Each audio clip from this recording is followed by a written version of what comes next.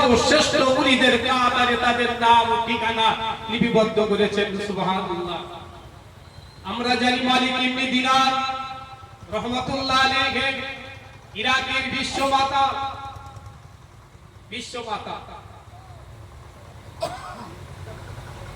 ইরাকের অলিগলি পল্লীতে সারা পান করে পড়ে থাকতো, কিন্তু 10 বছর পরে তওবা করার 10 বছর পরে তিনি ইরাকের সর্বশ্রেষ্ঠ আলেম হিসাবে বিবেচিত হলেন। আমরা জানি হাবিব আজমি বিশ্ব সত্য তওবা করার পরে বিশ্ব আল্লাহর ওলিতে পরিণত হলেন। আমরা জানি হযরতে ফুযাইল বিন ইয়াদ রাহমাতুল্লাহ আলাইহি যিনি বিশ্ব ডাকা, তিনি তওবা করার পরে বিশ্ব আল্লাহর ওলি হয়ে গেলেন। হযরতে বিসহাবি রাহমাতুল্লাহ আলাইহি যিনি বিশ্ব মাতা, তওবা করার পরে বিশ্ব আল্লাহর ওলি হয়ে গেলেন। যার কাছে 4 ইমামের এক ইমাম আহমদ বিন হাম্বল রাহমাতুল্লাহ আলাইহি, তিনি তার কাছে বায়াত হলেন, মুরিদ হলেন। জগতের আলিমেরা বলতে লাগলো, হে বিশ্ব বরেণ্য মহাপুরুষ, আপনার মতো আলেম মদিনায় কেন গোটা দুনিয়ার মধ্যে আর 2টা নাই? আপনার মতো হাদিসে বিদ্যা পণ্ডিত, হাদিসের হাফেজ গোটা পৃথিবীতে 2টা নাই। আপনার মতো মুফতি ফকিহ পৃথিবীর মধ্যে 2টা নাই। কিন্তু আপনি এমন একটা মানুষের কাছে যে মাথাটা হেট করে বসে থাকেন, এটা হলো আপনার ইলমের অমর্যাদা। ওই সময় হযরত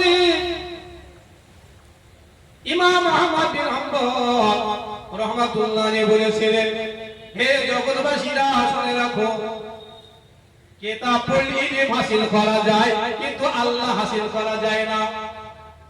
আমি ইলম হাসিল করেছি, আমি কোরআনের হাফেজ, আমি হাদিসের হাফেজ, আমি ফিকহের হাফেজ, ইসলামের বহু কিতাব আলি, বহু পুস্তক আমি পড়েছি, আমার তার পাণ্ডিত্য আছে। কিন্তু আল্লাহ হাসিল করতে গেলে যিনি আল্লাহ হাসিল করেছেন তার গোলামি আর পাইরবি ছাড়া আল্লাহ হাসিল করা যাবে না। ও জগৎবাসীরা শুনে রাখো, যেদিন থেকে আমার পীর মুর্শিদ হযরতে বিসহাবি বলছে, হযরতে বিসহাবি রাহমাতুল্লাহ আলাইহির দরবারে যেদিন থেকে আমি তার সহবত ইখতিয়ার করেছি, যেদিন থেকে আমি তার মহব্বত ইখতিয়ার করেছি, যেদিন থেকে আমি গুরু বলে মেনে নিয়েছি, সেই দিন থেকে আমার আল্লাহ হাসিল হয়ে গেছে। সেদিন থেকে আমার আল্লাহ হাসিল হয়ে গেছে। তাই আল্লাহ হাসিল করার জন্য যিনি আল্লাহ হাসিল করেছেন তার গোলামি আর পাইরবি ছাড়া আল্লাহ হাসিল করা যাবে না। তাই আমার আল্লাহ বলেন, তাবিউ সাবিলা মান আনাবা ইলাইয়া, যে আল্লাহর প্রতি যুগে যুগে চলে, যে আল্লাহর প্রতি অগ্রগামী, তোমরা তাদের পদ অনুসরণ করো। ফাসালু হালাল যিকরি কুনতুম লা তাআলামুন, তোমরা যেটা জানো না আহলে যিকরিদের জিজ্ঞাসা করো। আমার আল্লাহ বলেন, মিনান নাবিয়িনা ওয়া সিদ্দিকিনা ওয়া শুহাদাই ওয়া সালিহিন ওয়া হাসুনা উলাইকা রফিকা। আল্লাহ 4টি দলের কথা বলে দিলেন, যারা আল্লাহর জান্নাতে, আল্লাহর বেহেশতের একে অপরের বন্ধু হবেন। তাই এই 4টি দলের মানুষ হতে হবে। তুমি 4টি দলের যে কোনো একটা দলের হয়ে তুমি কামিয়াব। নবীদের দল, সিদ্দিকদের দল, শহীদদের দল এবং নেককারদের দল। নবীদের দল যদি হতে পারে, সিদ্দিকদের দল যদি হতে পারে, শহীদদের দল যদি হতে পারে, আল্লাহ ওয়ালাদের দলের যদি হতে পারে, তাহলে আপনার জন্য রয়েছে জান্নাতে একে অপরের বন্ধু। সিদ্দিকী হওয়া যাবে না, শহীদী হওয়া যাবে না। আল্লাহ বলে নিশ্চয়ই যাবে রে, আল্লাযিনা আমানু বিল্লাহি ওয়া রাসূলিহি উলাইকা হুমুস সিদ্দিকুনা ওয়া শুহাদাউ ইনদা রাব্বিহিম লাহুম আজরুম ওয়া নূরুহুম।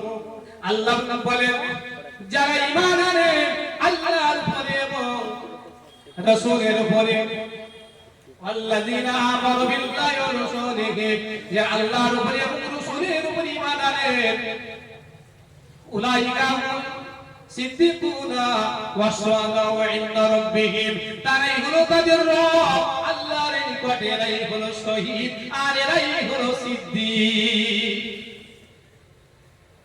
আরে না পদবি টাইটেল সিদ্দিক আর হাজার বর্ণনা বিচে কথা পাই, ওই সিদ্দিক হবে রে বেটা, কি বাবা হবে?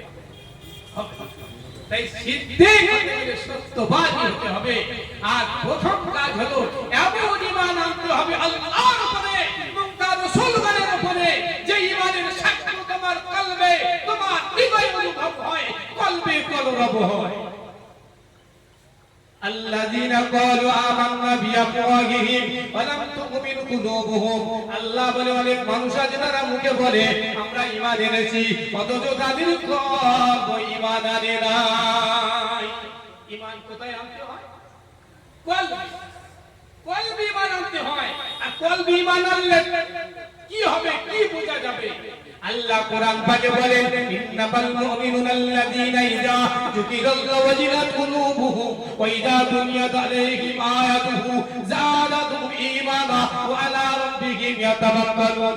আল্লাহ বলে ঈমান তো তারাই এনেছেন, ঈমানদার তো তারাই যাদের কলব আল্লাহ জিকিরে থরথর করে প্রকম্পিত হয়, ওয়াজিলাত কুলুবুহুম, কলবে কলরব হয়।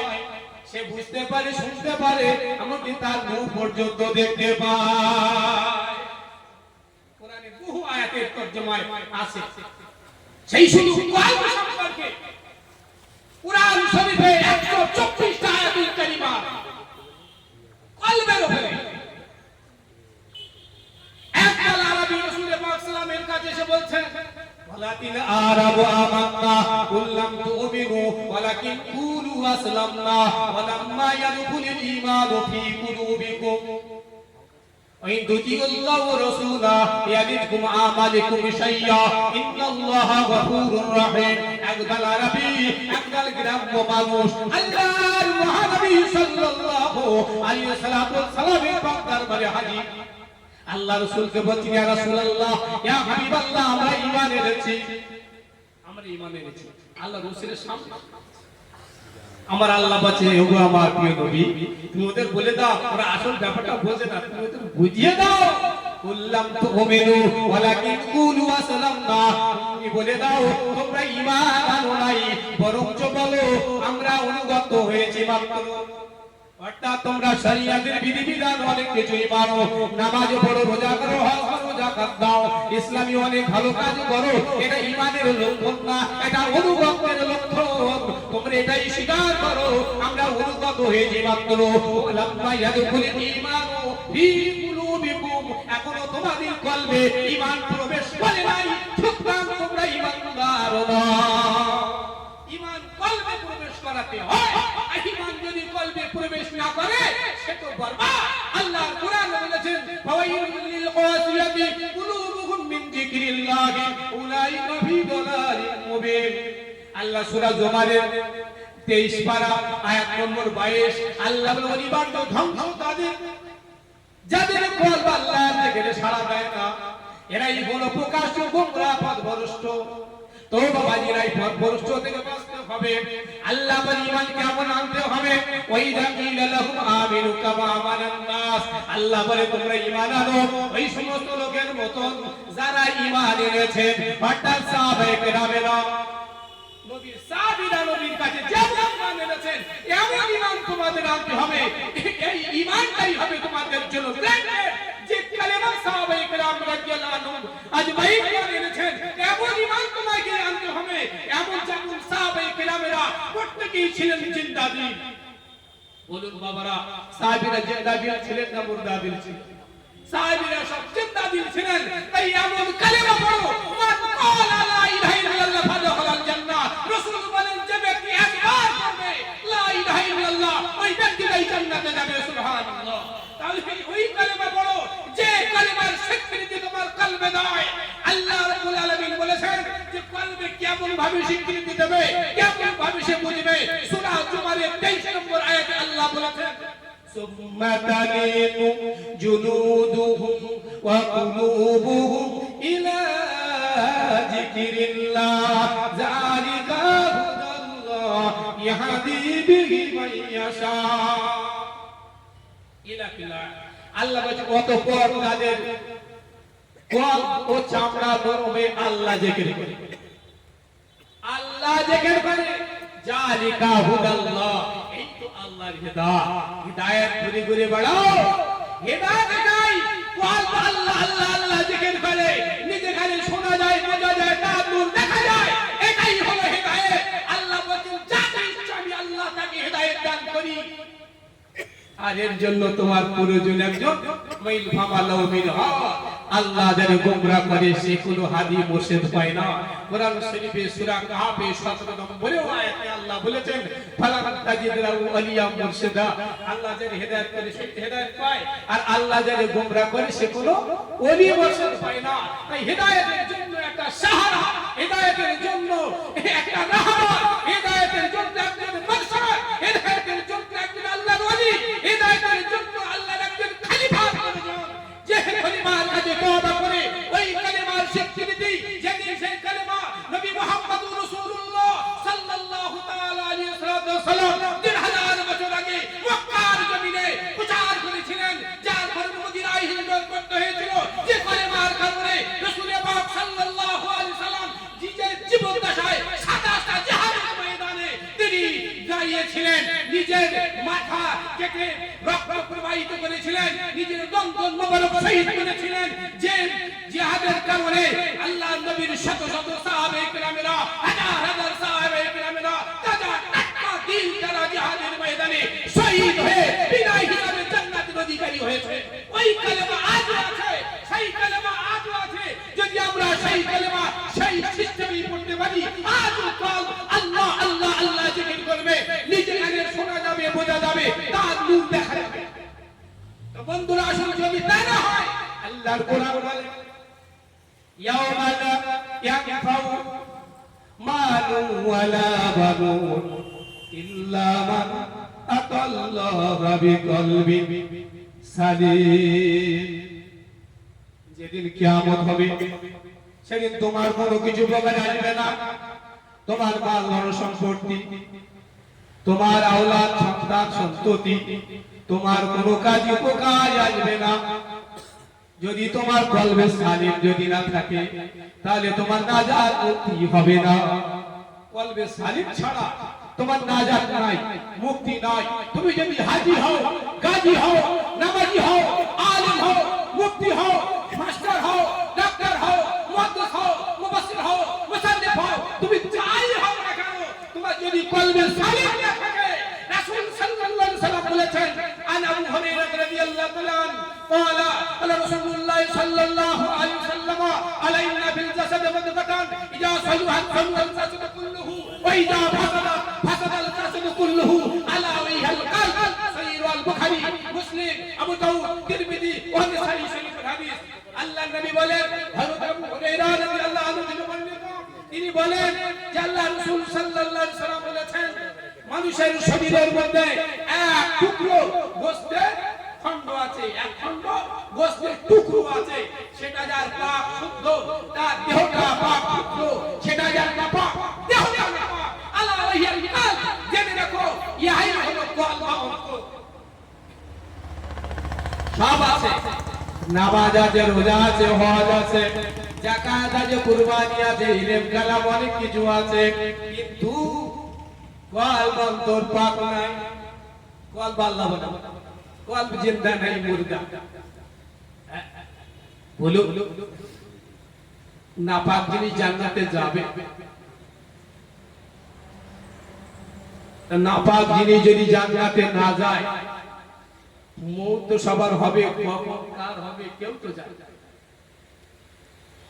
আল্লাহ বলে যখন সময় হবে, ইজা জা আজালুহু লা ইস্তাকিরুনা সাআতাও ওয়া লা ইস্তাকদিমুন, মৃত্যুর আজল এসে গেলে তোমার এক মুহূর্ত সময় ক্ষেপণ করা হবে না, নির্দিষ্ট সময়ে মউত তোমার কাছে উপস্থিত হবে।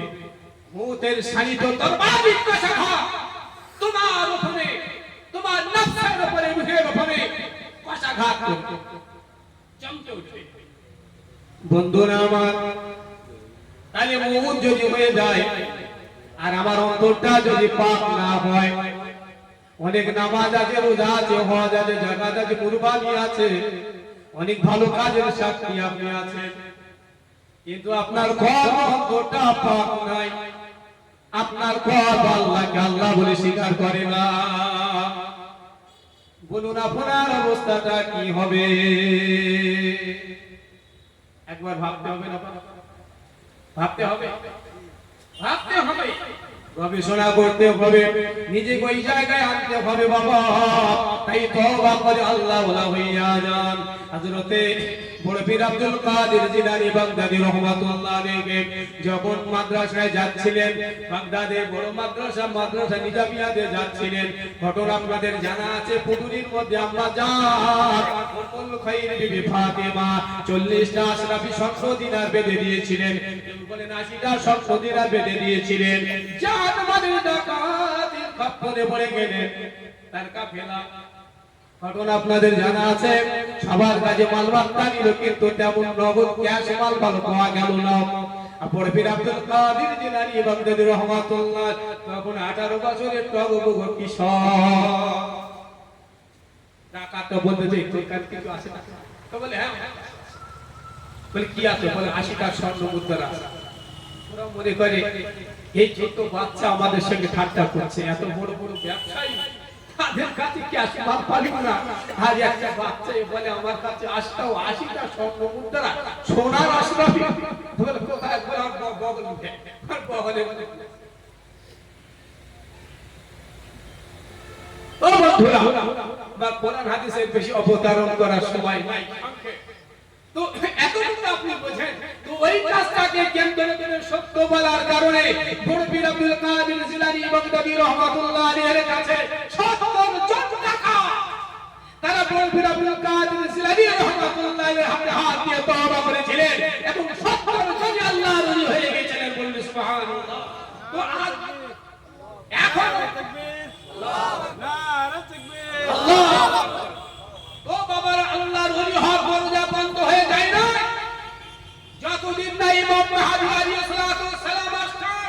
আল্লাহর ওলি হওয়ার দরজা বন্ধ হবে না। আল্লাহর কুরআন সাক্ষী দেয়, কুল ইন কুনতুম তুহিব্বুনাল্লাহ ফাত্তাবিউনি ইউহিব্বুকুমুল্লাহ ইয়াগফির লাকুম যুনুবাকুম আল্লাহু গফুরুর রহিম। আল্লাহর কুরআন বলে নবী গো আপনি বলে দিন, যারা আল্লাহর ভালোবাসার দাবি করে, যারা আল্লাহকে মানি বলে দাবি করে, তাদেরকে আপনি বলে দিন আমি নবী আমার ইত্তেবা করো, তাহলে আল্লাহ তোমাদের ভালোবাসবেন। আর যারা আল্লাহ ভালোবাসে সেইটা আল্লাহর ওলি হয়। নবীর ইত্তেবার কারণেই, নবীর মহব্বতের কারণেই একজন মানুষ আল্লাহর ভালোবাসার পাত্র হয়, আল্লাহর ওলি হয়। আল্লাহ ইয়াগফির লাকুম যুনুবাকুম, আল্লাহ মাফ করে দেন তাদের तमाम জীবনের গুনাহখাতা। ইন্নাহু হুয়াল গফুরুর রহিম, নিশ্চয়ই তিনি অনন্ত অসীম দয়াময় ক্ষমাশীল। সেই মহান করুণাময় রব্বুল আলামিন তিনি মাফ করে দেন যদি কোনো ব্যক্তি রাসূলের ইত্তেবা করে, রাসূলের সুন্নাতের উপরে, আল্লাহ সাল্লাল্লাহু সুন্নাতকে ফলো করে নিজের জীবন অতিবাহিত করে, ওই ব্যক্তিটা আল্লাহর প্রিয় বান্দা হয়। রাসূল সাল্লাল্লাহু আলাইহি ওয়াসাল্লাম বলেছেন, মান আহাব্বা সুন্নতি ফাকাদ আহাব্বানি ওয়া মান আহাব্বানি কানা মাই ফিল জান্নাহ। যে ব্যক্তি আমি নবী আমাকে ভালোবাসে, সেজন্য আমার সুন্নাতকে ভালোবাসে। যে আমার সুন্নাতকে ভালোবাসে সেই ব্যক্তি প্রকৃত রাসূল আমাকে ভালোবাসো। আর যে আমাকে ভালোবাসো ওই ব্যক্তি মাই ফিল জান্নাহ, আমার সঙ্গে আল্লাহর জান্নাতে চলে যাবে। বহু সুন্নাত আছে। এই হাদিসের প্রথম অংশে বলা হয়েছে হিংসা এবং বিদ্বেষ থেকে তুমি তোমার অন্তরে, তোমার কলবে কারো প্রতি হিংসা রেখো না, কারো প্রতি বিদ্বেষ রেখো না, কারো প্রতি অহংকার রেখো না, কারণ এগুলো শয়তানের স্বভাব। শয়তানের স্বভাব। ইবলিস আমরা শুনেছি, ইবলিস। আর ইবলিস তো আরবি কথা, আমরা ইবলিস কাকে বলে যাই? শয়তান। আসলে ওর নাম তো আজাজিল। হ্যাঁ, ও তো মুআল্লিমুল মালায়েকা। ওর নাম ইবলিস না, ওর নাম আজাজি। ইবলিস আদি কথা বালা সাথে এসেছে, এর অর্থ হলো অহংকার। কি না? অহংকারী। এই অহংকার যার মধ্যে আছে সেই ইবলিস। হতে পারে আমি, হতে পারে আপনি, হতে পারে অন্য কেউ, যার মধ্যে অহংকার আছে, দিমাগ আছে, তাকাব্বুরি আছে, হিংসা আছে, বিদ্বেষ আছে, লোভ, লালসা, কাম, ক্রোধ, সব নফসানিয়াতে, খাইশাতে যত খারাপিগুলো আছে, ইবলিস অন্য কেউ না ভাই, ওই ব্যক্তি চায়। তাই এগুলো থেকে আমাদের মুক্ত হতে হবে। আর এই মুক্ত হতে গেলে একজন পীর শায়েখের শরণাপন্ন হতে হবে। আল্লাহ আমাদের সকলকে তার ওই বান্দাদের সহবত ইখতিয়ার করার তৌফিক দান করুন। সবাই বলি আল্লাহুম্মা আমিন। আল্লাহ বলেছেন কুনু মা'আস সাদিকিন, তোমরা সত্যবাদীদের সাথী হইয়া যাও। আল্লাহ যেন আমাদের সত্যবাদী আল্লাহ ওয়ালাদের সাথী বানিয়ে দেন। সবাই আল্লাহুম্মা আমিন। অসমাপ্ত বক্তৃতাটি যাচ্ছি, আলোচনার মাঝখানে ঘুরঘুরি মার্জনীয়। আমা তৌফিক ইল্লা বিল্লাহ। আসসালামু আলাইকুম ওয়া রাহমাতুল্লাহ।